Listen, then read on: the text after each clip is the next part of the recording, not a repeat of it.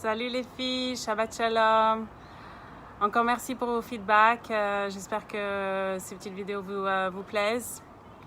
Alors aujourd'hui, le Dvar Malchut que le Rabbi a dit sur la parashat Bamidbar. Donc parashat Bamidbar, c'est la paracha qu'on lit toujours avant Shavuot, parce que la Torah a été donnée dans le désert, Bamidbar dans le désert. Et le Rabbi dit que l'année où il a parlé, le Shavuot est tombé juste après Shabbat.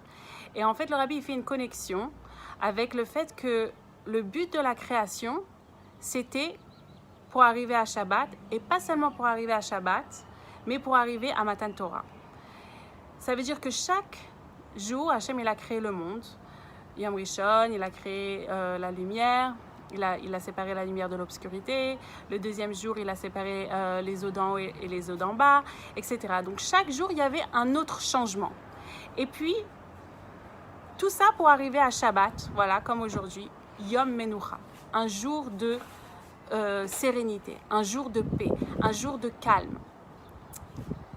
Et tout le but de ces changements qu'il y a eu pendant 6 jours, c'était pour arriver à ce jour-là, à ce jour de paix.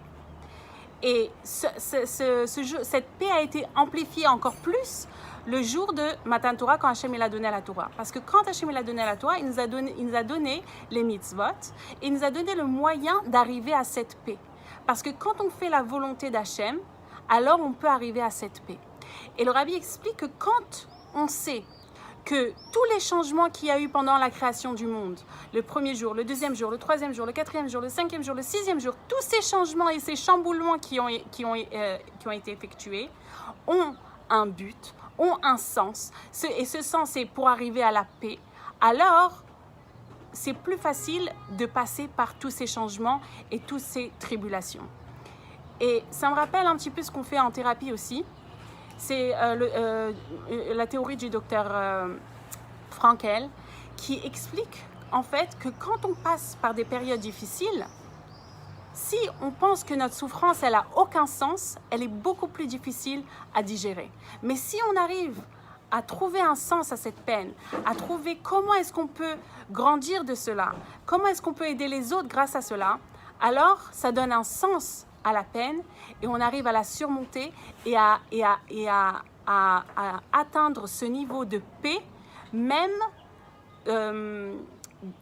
à travers tous les changements et toutes les tribulations. Voilà, Shabbat Shalom.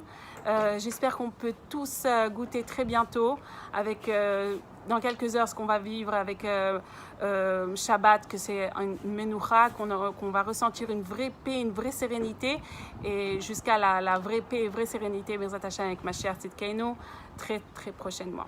Shabbat Shalom et des bonnes nouvelles.